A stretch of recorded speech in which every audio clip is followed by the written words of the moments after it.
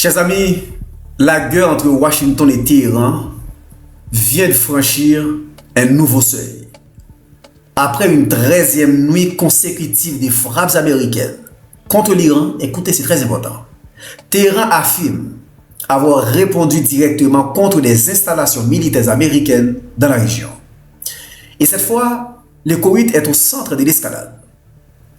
Selon Reuters, l'armée iranienne affirme avoir visé des positions américaines au Koweït, notamment camp Idiri, camp Doha et camp Arif-Jan. Le corps des gardiens de la révolution affirme aussi avoir ciblé la base aérienne Ali Al-Salam. Le message iranien est clair. Si les États-Unis frappent l'Iran, leurs bases dans le Golfe ne sont plus à l'abri. C'est cela qui rend cette situation extrêmement grave. Pendant des décennies, Washington a construit sa puissance régionale autour d'un réseau de bases militaires au Moyen-Orient. Ces bases servaient à projeter la puissance américaine, à contrôler les routes pétrolières, à protéger les alliés des États-Unis. Mais aujourd'hui, ces mêmes bases deviennent des cibles. Et c'est là que le rapport de force change. L'Iran veut montrer qu'il ne subit pas seulement les bombardements américains. Il peut répondre.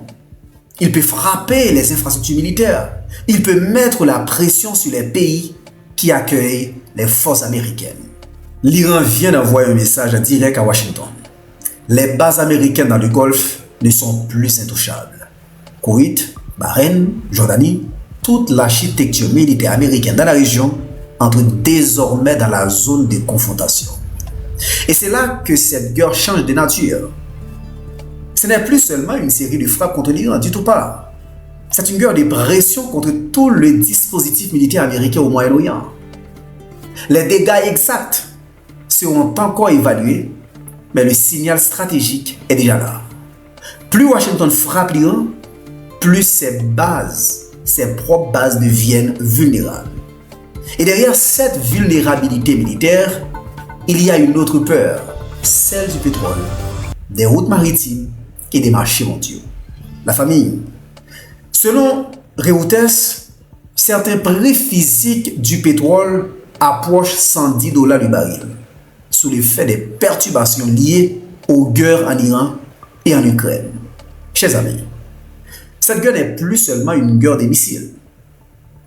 C'est une guerre de base militaire, une guerre de routes pétrolières, une guerre de pression économique.